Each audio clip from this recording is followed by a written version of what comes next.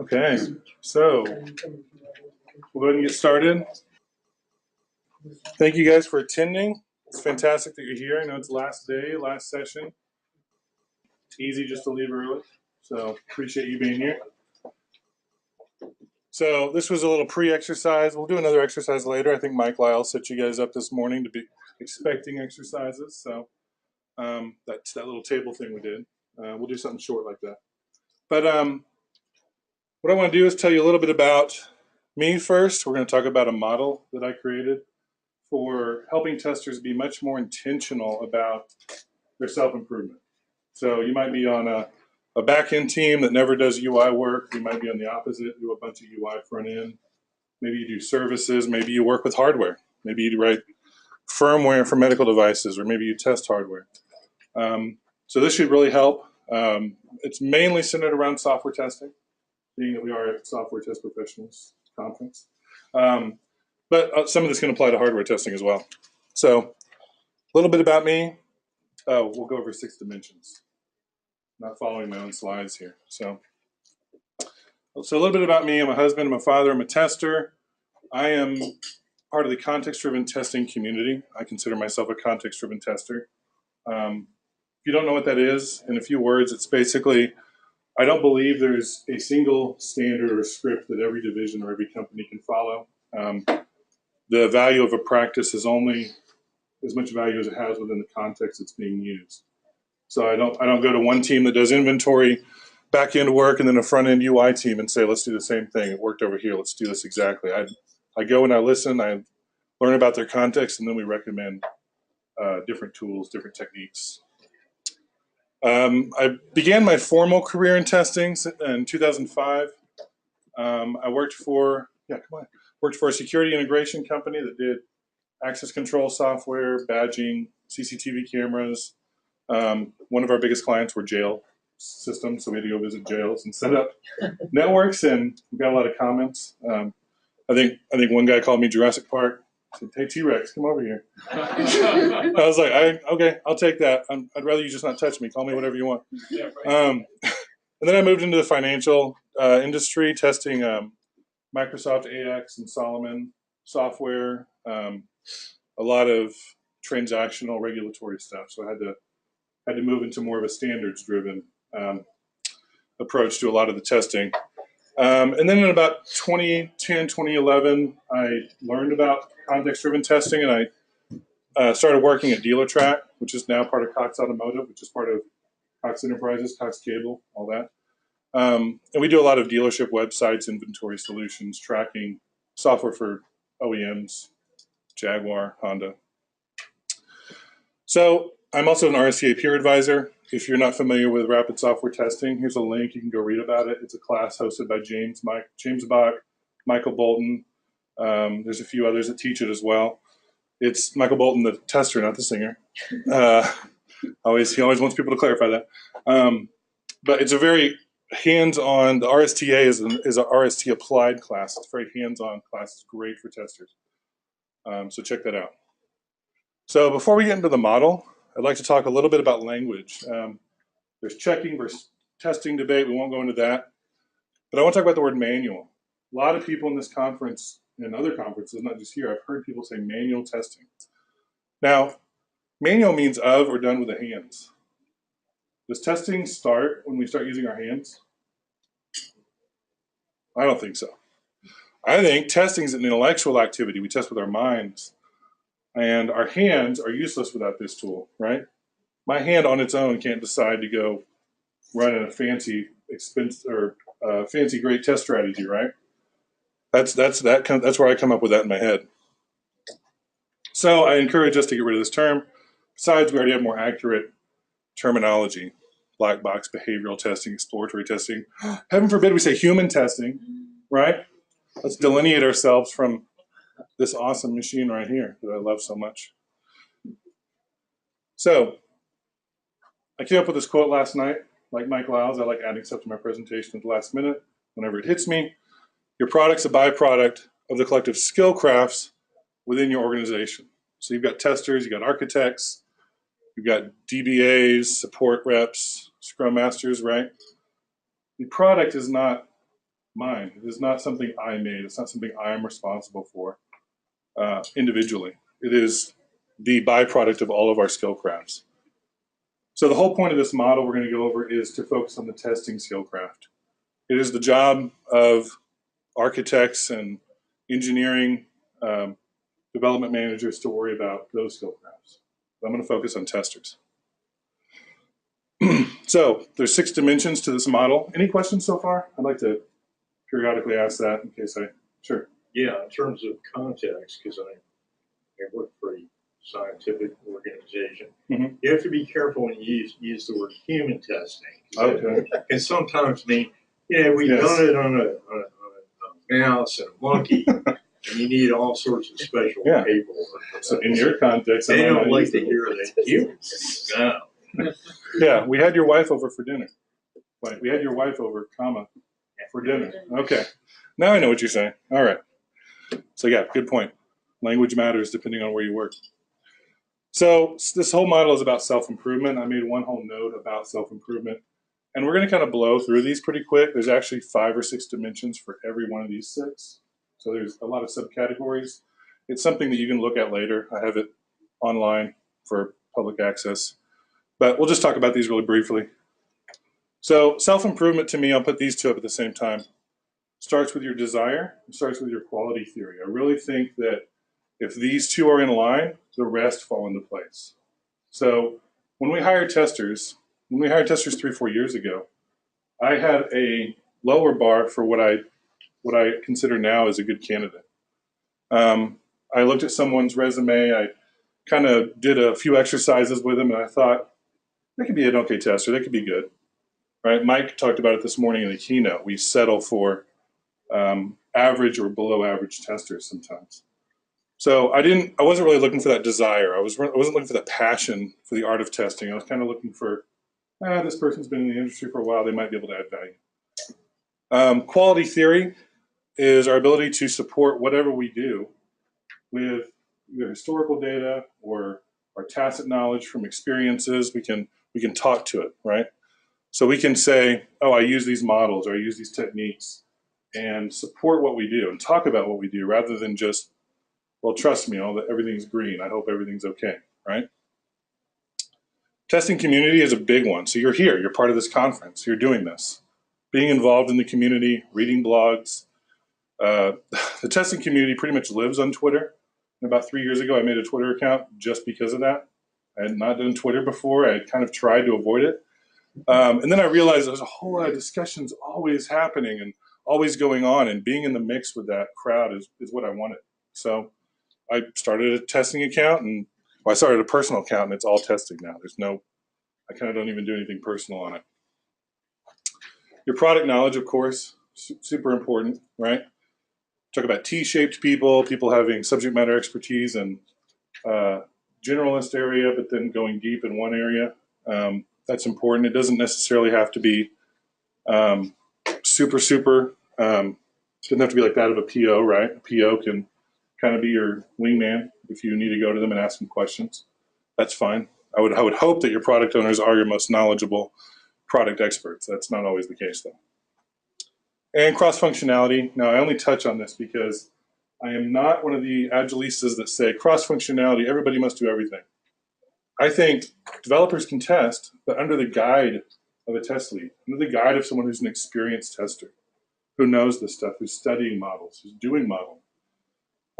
It's okay to swarm on testing or swarm on any skillcraft development if there is a leader guiding that effort, someone who's knowledgeable in that skillcraft. Any of these resonate with you guys? These things you have done recently or used in the last, well, you're here at a testing conference. So boom, you got that third one, right? So let's talk about the second one, testing mindset. We're leading up to the actual test strategizing. I believe this is kind of where the strategy comes from, making sure your mindset's correct. So what's your logic process, right? When we interview people, sometimes we'd throw a question at them like, I've got an unlimited number of socks in the sock drawer, black and white, how many pulls until I have a match pair? They'd throw their hands up, they wouldn't even think about it. They wouldn't even try to attempt it, right?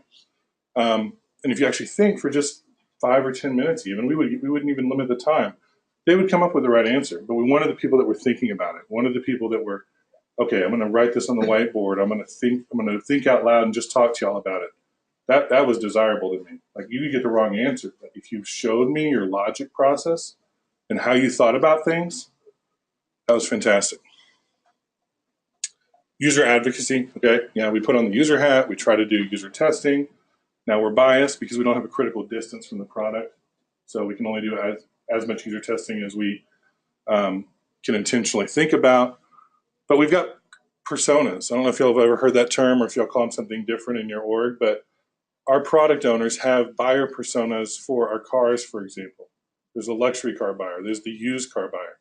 There's a guy like me that only buys a car that's $5K or less and pays cash because I don't want a car payment. So there's different types of car buyers out there, and that helps us create scenarios that are valid to our actual user base rather than just, I can do this scenario, I can do this scenario.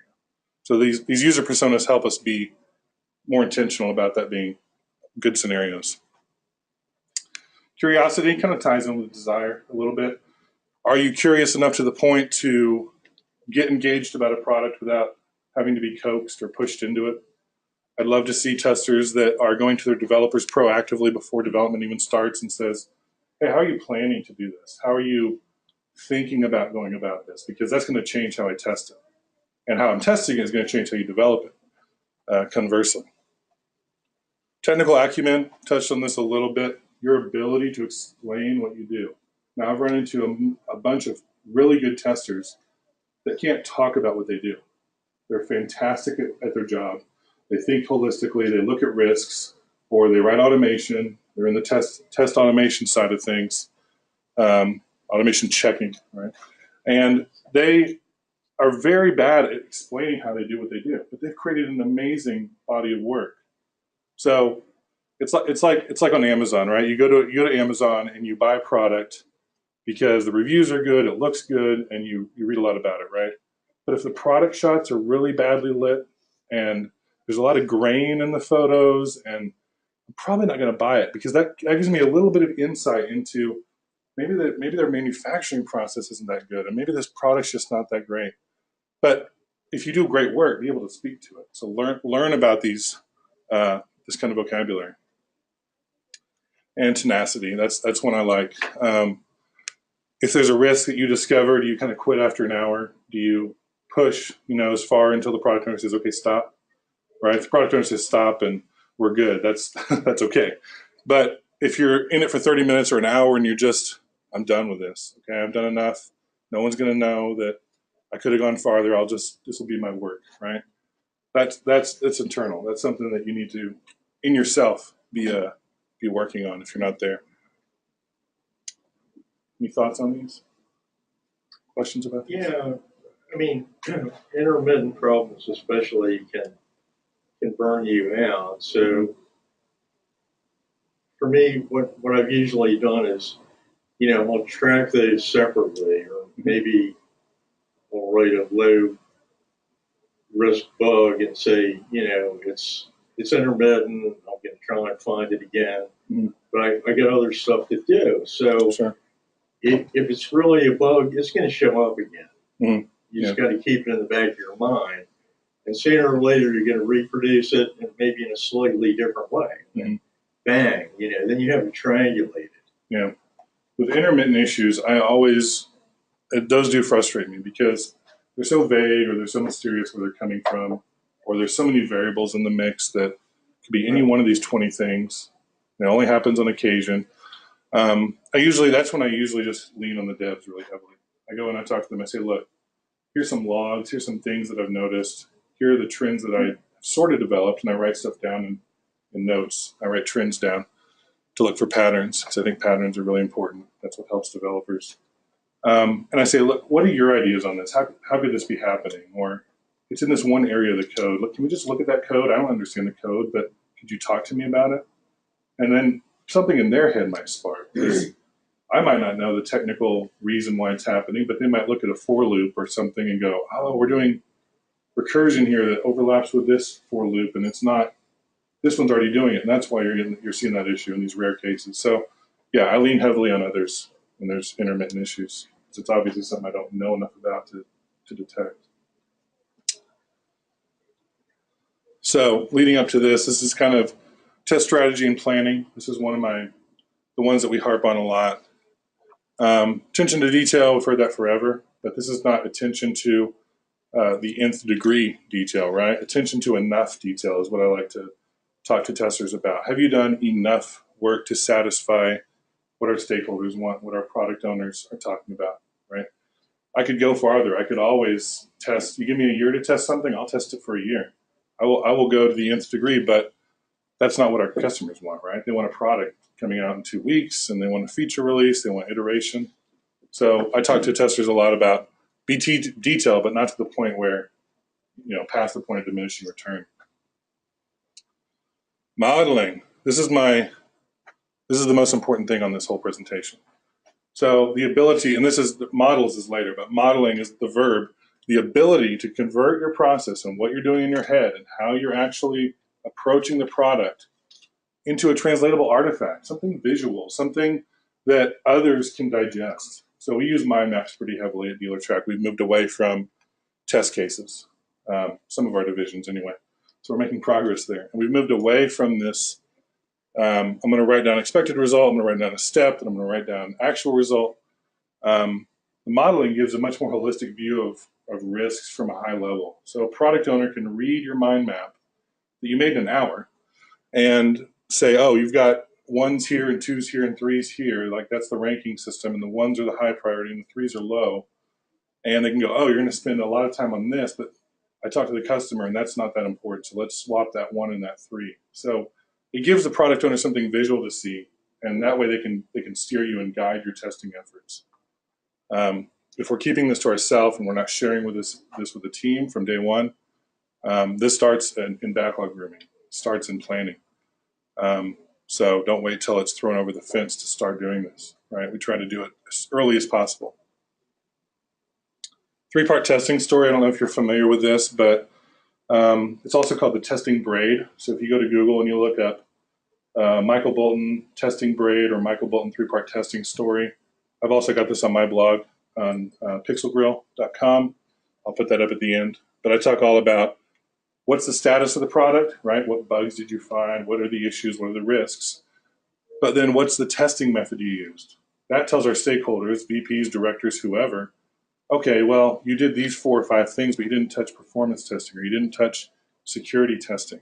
So that makes, now I understand why the status of the product is what it is, because you did X. And then the third thing is the quality of that testing. So what roadblocks did I run into? Did I have an environment issue for 2 hours where I could not get something done that I needed to?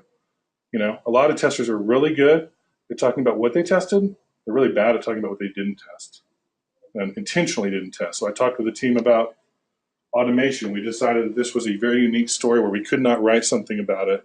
We could not do any automation around it that was going to be reusable and long-term benefit. So I put a 3 on that, but I intentionally thought about it. I wanted you to know I thought about it, right? Rather than just leaving that out of your story altogether.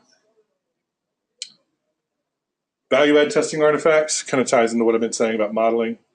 Modeling is a mental process. Turning that into an artifact that is actually usable for other people is what's important. So can I show my team what I've done in a very quick way? Could a director come by that hasn't seen our team in 2 weeks and could I give them a 2-minute elevator pitch on what I did? Show them something, show them an artifact. Could be an outline, could be a mind map that gives them kind of the high level of where the risks are and how far we're into it, what have we done, what we haven't done. And that helps developers too. Developers see this and they go, oh, you're headed in that direction. I'm only on day 3 of the 14-day sprint. I'm going to switch gears a little bit. And risk discernment, right? I, as a young tester, would go to our team and I found 20 things and they're all equally important. I'm going to fight for all of them. And half of them were like tiny glitches that maybe might not ever be found, right? But I found them when I ran it on 7 different types of computers, and I thought it was super important. But I had to get to a point where my mindset was in sync with product owners, in sync with the product management that said, you know what, 17 of these 20 are good finds, but they're not. No one's clamoring about them. There's probably not a high value in fixing these. So we'll keep them in our backlog, but we won't, fix them right now. And I had to become okay with that because it is product management's call to go, no go, right? So becoming discerning, using wisdom about which issues are actually important is something I encourage testers to do. And questions at any time, totally fine. Tooling? Oh, yes, go ahead. Actually, I do just have a question about the risk discernment. So yeah. we specifically struggle with being able to help other people with risk discernment. So like we've gotten really good at being able to say like, okay, yeah, this is a priority based off of these key factors. And we try to explain that, for example, to like the support team who might be getting the front lines where they're actually like getting yelled at and stuff about these particular items. Sure. But I'm kind of wondering if there's a good way to mentor people a little bit better on that kind of discernment, or like a good resource that we could give people, because we do, like, whenever we get new support people in, we always have that struggle of like people fighting every single battle. Every bug they find is the worst one. Right. So I don't know your org specifically, but we did have, when I was at ClickMotive, which was a competitor to dealer.com, then we got absorbed by DealerTrack and all that. We had some weak product owners, weak product management. And I'm just speaking to our case. This may not be your case, but we didn't have product owners being the gatekeepers they should be. We talk about testers not being the gatekeepers. Product owners are supposed to be the gatekeepers. And we didn't see product management heavily sort of being the buffer between the team and what's happening in the outside world and the client world. That to me has been the most successful version of a product owner I've seen, is someone that can step in between and say, look, it's great that you're getting 100 bugs, but let's actually look at these in a critical way and prioritize them, right? Like if you have a team that's flooded with bugs constantly, you're going to get high attrition, you're going to get people leaving, you're going to get people that are just sick of nobody kind of watching the gate, It's like everything that comes, like I fixed a back-end email transport issue where we weren't getting leads, and I fixed a UI issue, and those were both high priority? Like, no, like one of those we're losing money, and one of those is a minor annoyance, right?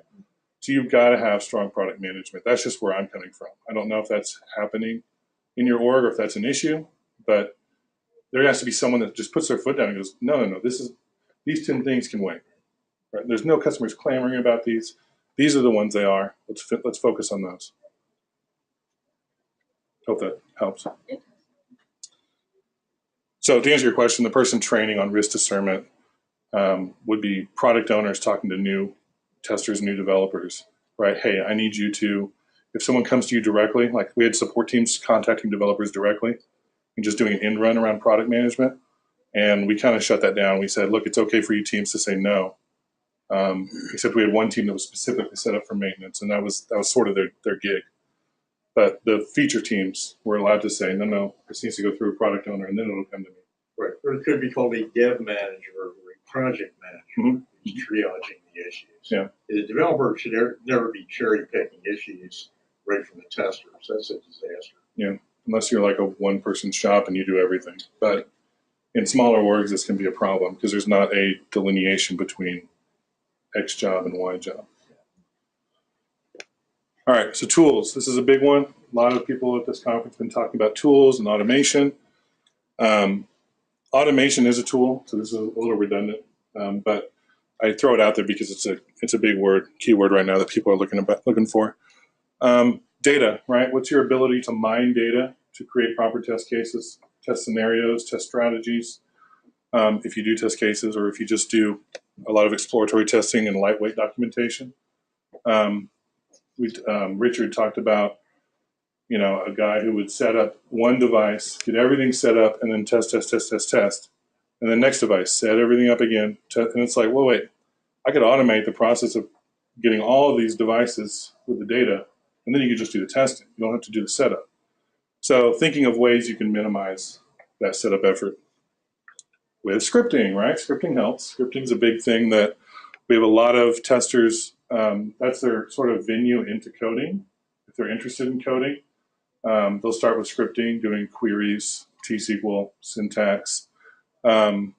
And then they find out, oh, I don't really like coding, but I do like scripting. And scripting can be very valuable in helping you test.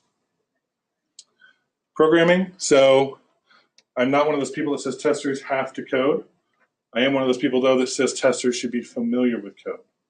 So if you can read code, if you can talk to the developers, if you can go sit with them and do some pair testing and say, show me what this class does. I'll just sit here and you just kind of walk me through it. I have not met yet a developer who, when you approach them in a way that says, show me what you do, talk to me about how awesome you are, right? Show me this amazing code you wrote that is so fantastic I can't even understand it. That will not say, "Oh yeah, let me show you what this does," and then bring the console window up, and they bring up their IDE, and they walk you through it. And you've just got to be a good steward of that, right? You can't be like, "Oh, that sucks. You should change that," because then that's the last time you're going to get that kind of conversation. So, I mean, I sort of feel testing is also a servant role, but I feel that everyone else on the team has to be servants to the other roles as well. A lot of people hear that and they think you're not a servant to everybody, but I feel that way. I feel it's an act of service to engage with these people on a personal level so that I can get my job done a lot better. I don't go to devs and just say, give me this thing. I go and I say, what'd you do this weekend? Oh, cool. I did this. And then it evolves into a product discussion or a technical discussion. Exploratory supplement. So a lot of people think exploratory testing is random testing. It is not. Exploratory testing is not ad hoc testing. It is structured. And it's structured in a way that, I don't know if y'all have heard of session-based test management, charters. I can do exploratory testing, but I have a charter. That is my mission. That is what I'm going to be testing for an hour and a half. Might do a UI charter. I might do a backend charter where I ignore the UI. So exploratory supplement is there's a lot of tools out there that can help you flow through your testing and not have to stop and take screenshots, not have to stop and write notes. And then you have to focus and defocus. There's a tool out there, QTest Explorer, part of the QTest or QA Symphony suite, but you can buy the Explorer separate. There's also a free version of that made by Microsoft called Exploratory Tester, and it's beta. It's probably going to be perpetual beta because it's free. That's fine. It kind of does the same thing. You click record in your browser, you just do whatever you want to do, and it keeps track of your actions, keeps track of what links you went to, and you can output a report at the end that's HTML, attach that to Jira, attach that to Rally. So these are fantastic. There's fantastic tools out there that help you. It's called. I'm sorry. That tool. Yeah, it's Microsoft Exploratory Tester, which all testing is exploratory, but I'll just let them have their title. And it's the beta. You'll see it says it's in the Chrome web store. It's in the Firefox web store or add-on store, whatever. You just type in like Microsoft Exploratory and you'll find it. But it has like a record, stop, play, take a note, take a concern. I like to generate reports with concerns because when that goes to the developer, it doesn't say defect. Because I'm not saying this is a defect. That strikes them as confrontational sometimes. I say it's a concern or it's a question or is it supposed to function this way? I have a little arrow pointing to it, lets you do annotations and all that. Models. So we talked about the verb modeling. This is the act actually of going out into the community and looking for models that fit your context. So if you do failure testing, there's models. If you do mobile device testing, Simon did a session on this. There's a model called Long Fun Cup, and each of those letters stand for something. They actually stand for different techniques and criteria that you do as you test mobile apps. So heuristic test strategy model. This is the biggest, most holistic one that I've ever found. It's created by James Bach. If you look up James Bach, BACH, HTSM, you'll find a fantastic model for testing. And you can pick and choose, right? Models are fallible. This model's fallible. You're not going to do all these things all the time. You're going to pick and choose what works for you, and then you're going to change things. Any questions about tools? Any thoughts? Okay. All right. Number 5, leadership. I think every tester on a team is a test lead. I don't care if you have lead in your title or senior in your title. Every tester is a test lead. And what I mean by that is we're moving into this agile, everybody does everything mode. Developers need guidance when they're doing swarming. So let's say developers finish. We have a whole division where developers are always finished before testers, right? Testers are still trying to catch up. We haven't gotten them to that model of everything's in sync yet. And developers start testing. But they're testing bullet points, they're testing acceptance criteria in a very checkbox way. And the tester on that team is not saying, hey, here's the holistic test strategy that I created at the beginning of the sprint. You take this chunk, I'll take this chunk, right? I'll take the more high-risk stuff. I am the skilled tester. It is a skill craft, right? Let me give you some 2s and some 3s to focus on, and we'll circle back and talk about it. So you can divide it up that way. It just needs to be a guided, intentional effort.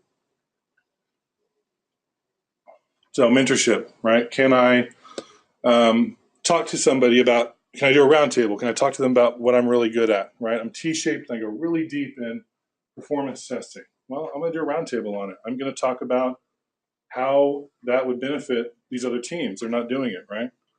So being able to recognize gaps and weaknesses and fill those. Subject matter expertise, right? If you're an SME in a certain area, getting really good at that area that you're working in. Schedule a 1-hour meeting, schedule a 2-hour meeting, a 30-minute meeting with your PO or your product manager and say, I really need to understand this. This quarter, we're going to work on this body of work, and here's the 5 things I really don't get. Just have a discussion with them, have them talk to you about it. So team awareness, I struggle with making this team awareness or situational awareness. If you're establishing relationships with the people on your team, you're going to be much more in sync with what's frustrating them, what's bothering them, or what they're going through that is a roadblock that maybe you have knowledge on and can easily help out with. I don't like this idea of QA's over here and developers over there and product management's in another building. That really inhibits this, right? It's very hard for me to say to my developer, oh, you've been working on that story for 3 days and I've seen you struggle and I've had your headphones on, but I can hear it when you cuss because something's going on, right? You're running into these problems. And I just go over and sit with them and talk to them and say, what can I give you, or how can I augment my test strategy to deal with what you're dealing with? So I kind of jumped the gun here, but interpersonal skills, very important to getting what you need. Excuse me. You've heard the phrase that people don't value what you have to say until they value you. I keep that in the back of my head when I'm talking with developers and product owners. Reliability. So are you punctual? Can you cope through challenges? Do you handle well in the face of stress, right? Are you there with the team? Are you going through this stuff? Some of these are intangible. And the next thing is actually intangible. So some of these are actually intangible. Very subjective. Excuse me. Intangibles, right? So these are the things that are very, very subjective. And again, this is a private metric that you use for yourself, so it's okay that these are subjective. You're going to be rating yourself.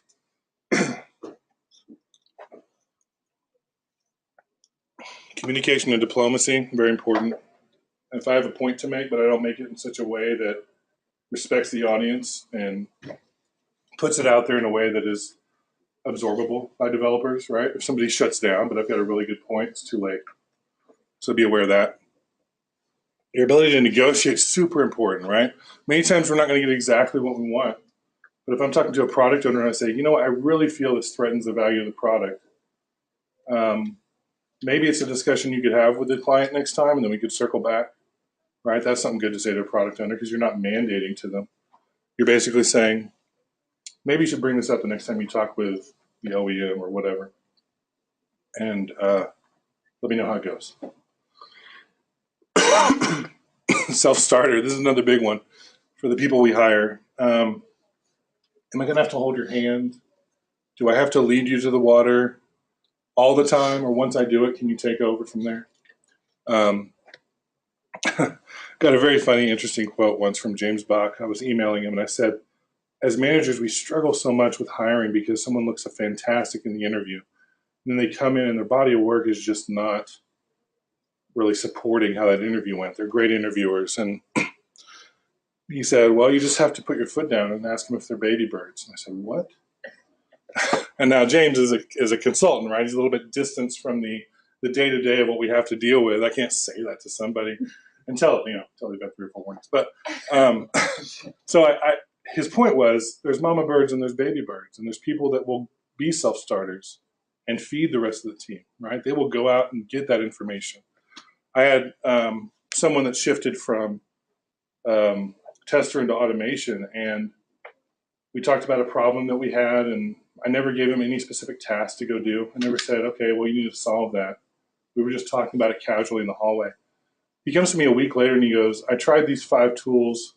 I did probably 2 hours of work on each of them. Here's my sort of proof of concept, canary in a cave. I think this tool will solve it the best. I never had to ask him to do that. I never had to coax him and push him and try to say, here are the 5. Now you research them, right? He just found those. So that's what you want in yourself and when you're hiring. Confidence. So this has been talked about at this conference a lot. If you've got the video, right, that Mike showed at the end of his keynote this morning, if you've got a good idea and you think it's valuable for the team, speak up. Talk about it in your retros, or if you don't have retros, just talk about it with your manager maybe. And if it's not working with your team, try to spread it that way. But if you are a gatekeeper tester, right, if you think it's your job to say go, no go, or maybe you're in a small org and you have to, bring that up. Say, you know what?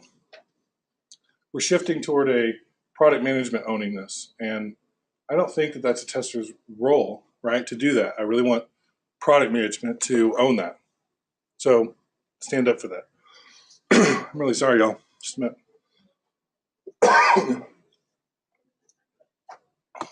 Maturity and selflessness. This is very subjective, right? My definition of maturity might not match yours at all. That's totally fine. The way I'm using it here is, can you step back after you've logged 15 bugs and be okay with 2 of them being fixed and the rest being put in the backlog, right? Do you have the maturity to step back and go, you know what? I've informed you. I've given you all the risks. I've given you my artifacts. I've talked to you about what I think is important. I've done my job. Now that you have that information, I'm okay. I can move on. And selflessness, right? Going and sitting with the developers. What are you going through?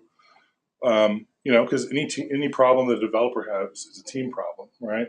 Everybody's owning that. Everybody has to be in on that. So being able just to say, I'm going to spend 30 minutes of my time with them and not just focus on my tasks. I'm just going to go ask them how I can help them. That's a big thing. Okay, so fantastic, Connor. Great. That's a lot of information. But how do I apply it? Privately, honestly, frequently. So surrogate measures. We talk about applying a loose rating. A surrogate measure, if you don't know, is a measurement that tells you something, but it doesn't tell you the whole story. It's a very lightweight categorization of what you think's happening, right? So 0 to 4 rating. I give myself a 0 to 4 rating on all of these criteria. And I go through and I go, well, I'm a 1 on that one. Maybe I need to spend a little time on that. But the other piece of that is, does my context need that? Does the team I'm working on need me to get better in that area, right? It's easy just to say I've got 1s across the board in this area, so I'm going to work on all those. But does my team need it? Does my division need it? Be honest and humble, right? So if you think you're a 2 or a 3, just err on the side of caution. I always rank myself lower so I have more room for improvement. Be intellectually humble about that. So if you're indecisive, just move on, do a gut check, and if you can't decide, just put a 2 instead of a 3. And loop back frequently with yourself. So once per quarter, I reevaluate my own kind of where I'm at, and I re-rank myself without looking at my old one. I'm like, okay, I'm going to redo this again as if it's the first time. Where am I at with this? Where am I at with this? And then I compare those. So I take action, right? If I move from a 3 to a 2 in tools, and again, it's your subjective, it's your own evaluation of yourself. This is not going up to management. This is not being spread out to your performance system, right? This is just for you and for your own skill craft. So if I go from a 3 to a 2, maybe I just need to put a sticky note on my monitor as a reminder, like, hey, look for opportunities to be a better toolsmith. Richard talked about this. So you can look at his slides. He's got a whole slide of when to use tools, and one's like boredom, and the other is repetition. And that's a really good, I added that because I saw that yesterday, and I thought if y'all want to go look at that, it's a really good indicator for when you can use tools or when you can start to script things. All right. Come on, you can do it. Uh-oh, here we go. Uh-oh. To push buttons now. All right. So you're like, yes, okay, I get that. But how? Show me how to do it. So this link has the actual model, this entire thing we've talked about, in the form of an Excel sheet that has formulas built in, and you can rank yourself. It'll give you averages. Again, it's hard to apply. It's hard to apply a quantitative measurement to something that's very qualitative. So we're actually abusing metrics, but I think it's in a good way because you're not sharing this with anybody. It's private. So you're doing this for yourself. So this link has the model that we talked about. It's also on my website. You can get it there later. This is how I use it. So 2 is I'm performing the minimum required level. Might not be able to read this, but 2 is I'm performing what I have to do. I'm not going above and beyond. I'm not stretching really. Obviously 0 and 1 are more egregious. 3 and 4, I'm above average. I'm performing exceptionally. So if I'm a 3.5 or a 4 in some area, I might loop back and reevaluate. Like, well, I can never be perfect in an area, so maybe I never get to that 4. Right? It's just for yourself, right? It doesn't have to actually be a perfect metric. So we're looking at this. This is like a tester sample. I go through and I rate myself in these subcategories. I get an average, right? So self-improvement, mindset. This is all in the Excel sheet. What's my test strategy planning like? Where do I need to work? What's my leadership tools, intangibles? How would I rate myself? So I see data, 1.5, like, oh, I know how to write a query, but I don't really know how to do anything more than a simple join maybe. So maybe I need to work on that. Maybe my team would benefit from me working on data, working on that section of actually getting more out of the software to tell me a lot more information. Or maybe I need to ask a developer to give me more data. Maybe I need them to output logs and put stuff out there that is much more verbose so I can, the product's more testable. Talked about testability. Do it on time here. Okay. So if you're doing this for a team, let's say you're rating a team as a manager. You're not talking to them about this, but you're just kind of, subjectively going through and ballparking some estimates on maybe where you want to work with people on. So if you manage people, this can be a good tool as well. You can kind of see how your teams are moving across quarters. But again, I really, really discourage this being publicly put anywhere or shared out with anybody. If you were to use these numbers to guide your conversations, let's say you do one-on-ones with your testers, or the lead is doing it with other testers, I would not show them these numbers, right? These are just to help you kind of talk to people about it.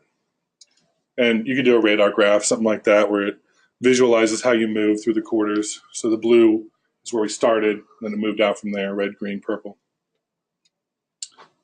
You can visualize it any way you want, or just leave it in the spreadsheet format.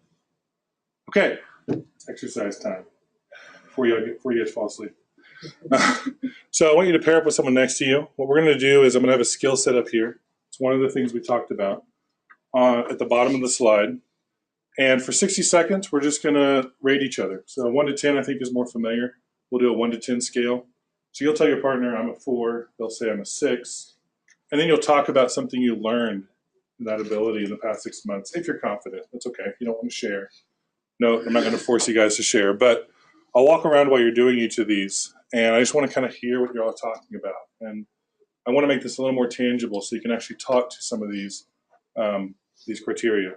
So I'll explain them, but we'll start the first one. So go ahead and get a partner. First one's going to be user advocacy. Right? Right next to each other.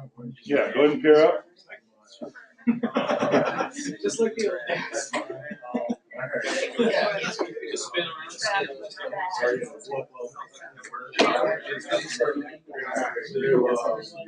So the first one is user advocacy. Remember that is all about how you can interact with the product and what you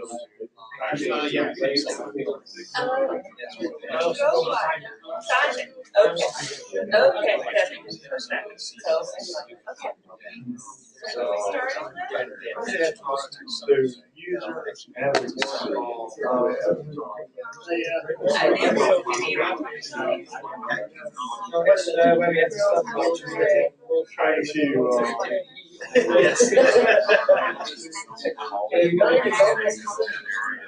Oh, I see. I'm so sorry. Alright, so we start.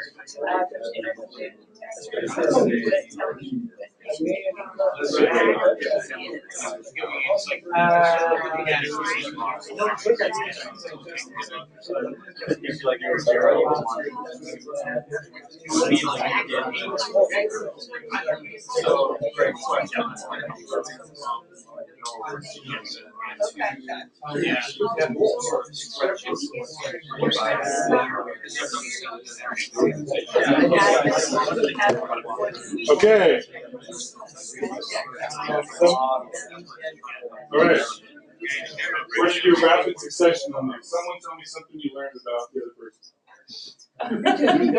We always fair that I'm slow. Well, You can tell you got it 5 that. more chances. All right. I learned that Jim spends a significant amount of time out on their customer website, taking the complaints and taking the pulse of the users, and he feeds that back to the team as well as encouraging the others to go.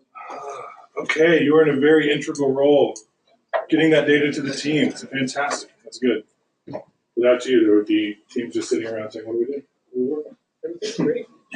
All right, next one. Mentorship. How good are you at talking to others about your subject matter expertise? Leading roundtables.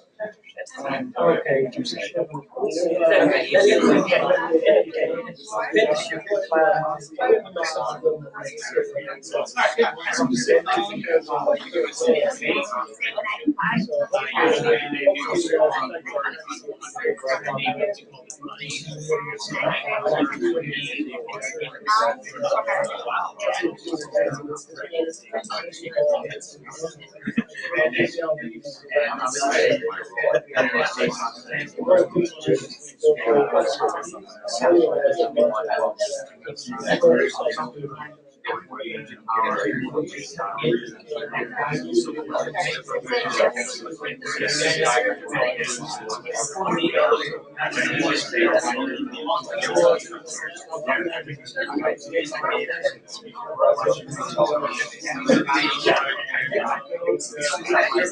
All right.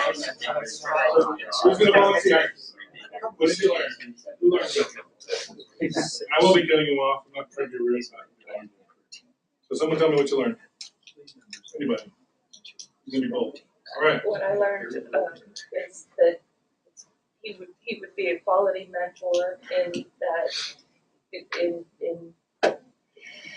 helping with my training and development as a new tester. Fantastic. He's Sharing an that excellent role model and help guide me in improvements and direction to bring up the quality. Fantastic.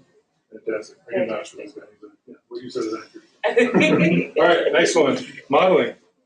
Being able to put your testing strategy into a value add artifact. Sharing with others.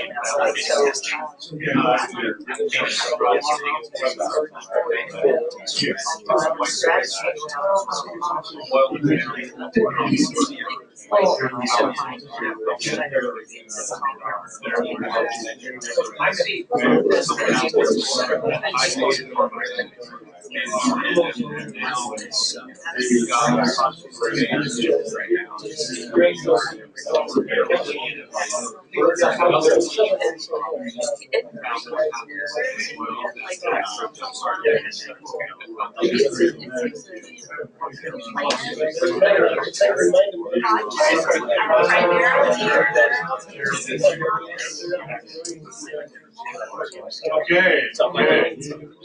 Modeling. Who's got Something cool later. Okay, back here. So I learned from Steve that at his company, what they do is each team actually has their own scorecards that they're keeping track of all the quality measurements. So his argument is, or his point is, quality is not really something tangible that he can report on, and instead he generates scorecards to improve quality. That's fantastic. Awesome.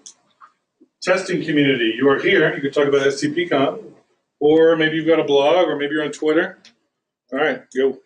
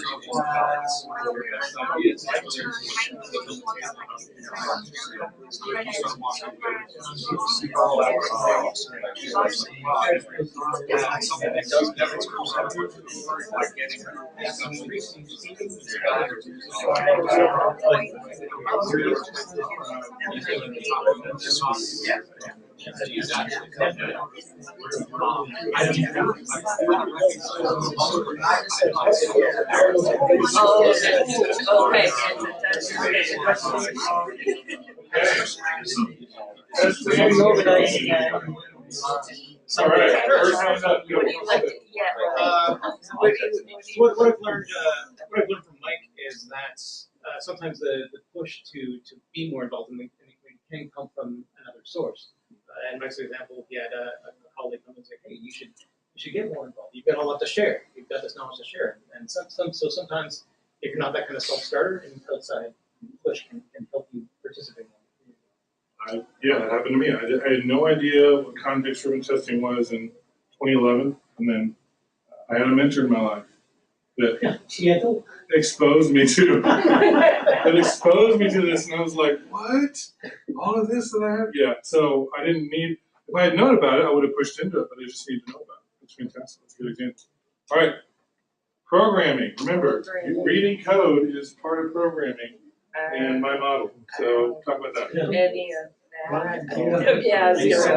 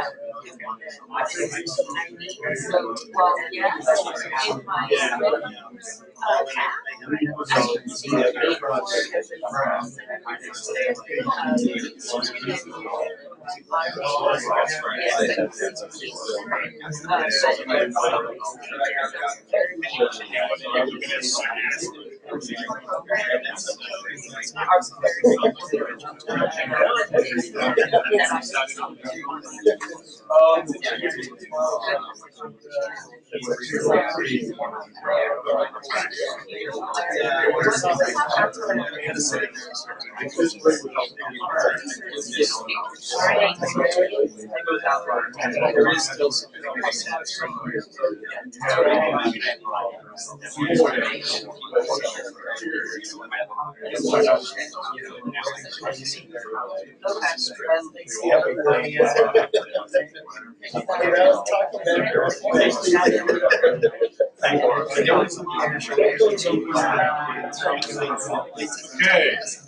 programming, reading code, writing code. We had a good discussion about programming. Let's talk about this. Anybody? All right. There we go. So I learned that Bayless swore off computers when he came out of high school, but now he's actually learning to code. He's collaborating with coworkers to do code reviews, pulling in developers to make his code sharper, and it's making him a better tester. All right.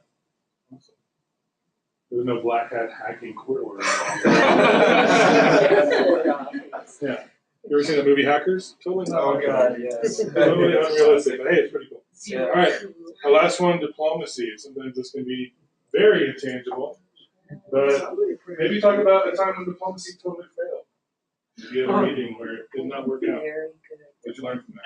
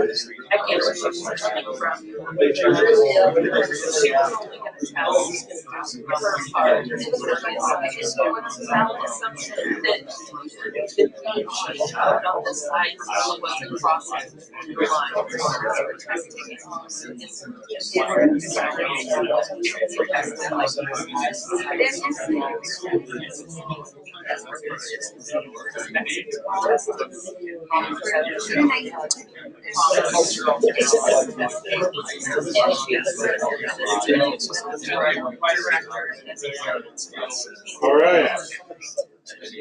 We're short on time, so someone who talks to me about this one. We learned something cool. We learned something unique with that. Or a story that struck in a nice way. So his Anybody? Anybody? Diplomacy? The last one? You got something? You got something? Y'all got something for diplomacy? Someone had to bring something cool, right? Yeah. Okay. Well, I'll start again. But I was talking about when I used to be a consultant and working for a large telecom, consulting for a large telecom company. And, and I had to turn in a test plan that was basically a template that my company told me to use. It was very long. It had a lot of boilerplate in it. It was early in the engagement. And so I turned it in. The guy took it home and read it over the weekend. Then he comes in, he takes me up to the top floor cafeteria, away from everybody else, and sit at a little table. He throws it down and says, "This is a piece of crap." Okay, so I completely agree with you. Let's see what we can do to fix that thing. Okay.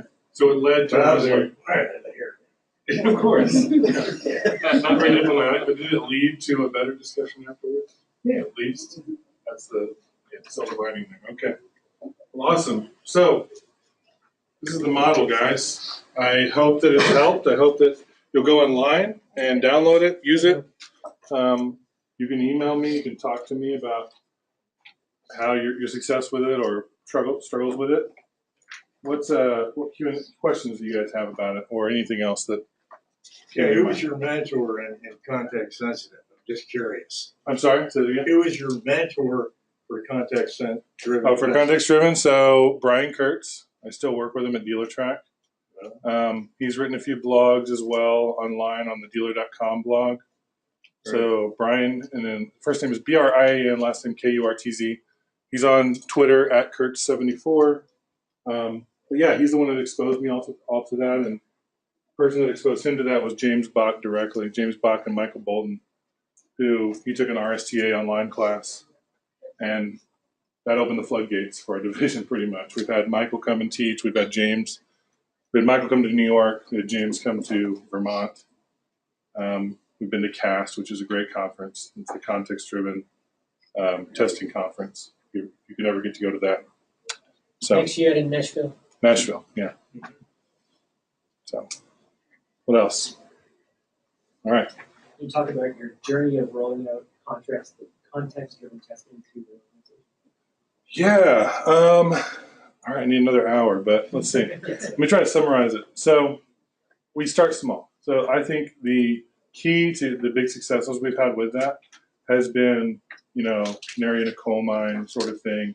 Pick a team that already has people on it that are sort of on the verge there. Like they're struggling with something, but they're very open-minded. The tools they're using or the processes they're using just aren't working.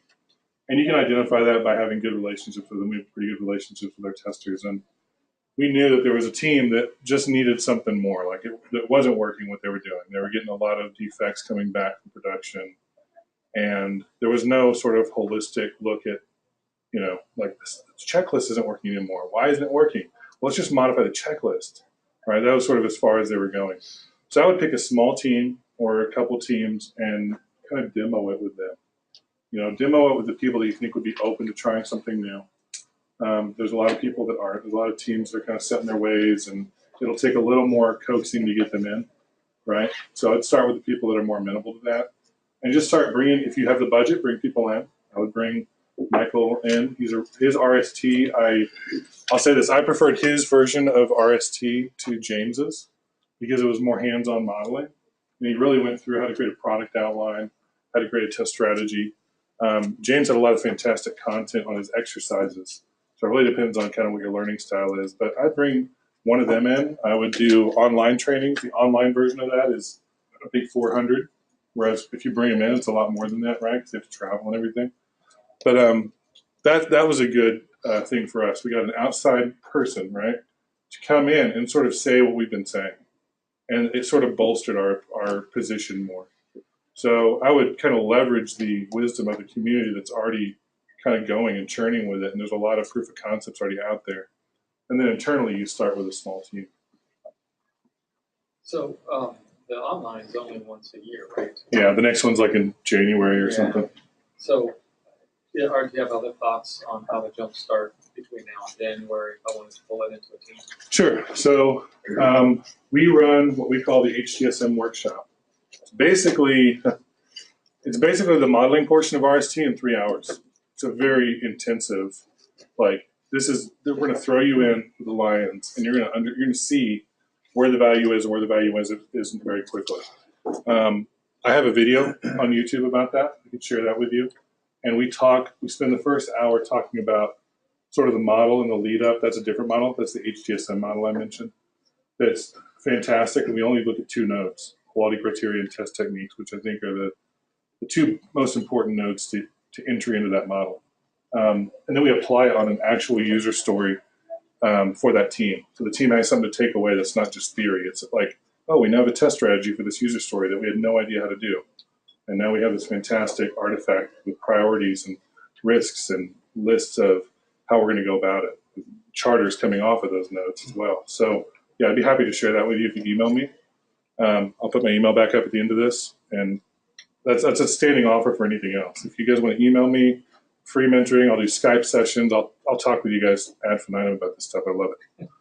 So, you just want to shut up, but yeah, go ahead. I haven't been following James Bach for a couple of years, and he's a great guy. I've met him. Mm-hmm. A couple of years ago, it was easy to assume from him that somehow context-driven testing was against the idea of UI automation.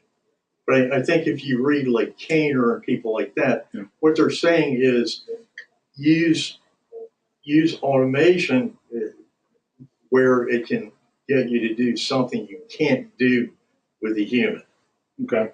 That's my impression. So James is a big fan of automation. James and Michael Really? Yes, so now he is. So James and Michael put out a CDT automation paper about 6 months or a year ago. And they go through a lot of scenarios where automation doesn't work, and they go through a lot of scenarios where it does. Cool.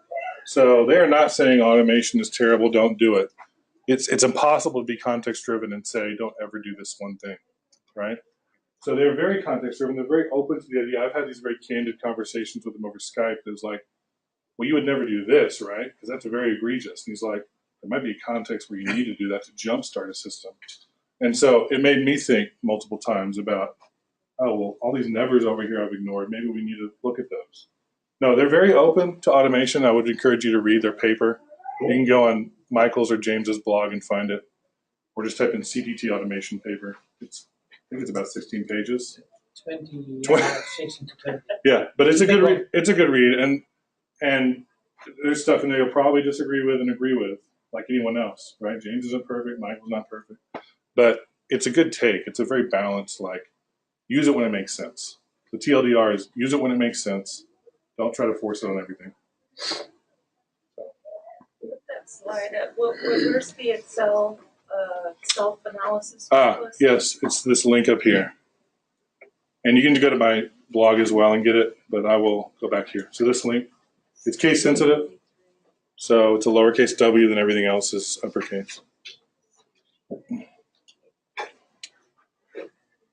Yeah. I was thinking of just having it in the bottom corner like a watermark the whole time, but didn't get around to that. Other questions? No? I'll put this up here. This is my blog contact information. I'm on Twitter. You can email me from the blog as well. But thank you guys for coming. I really appreciate your time.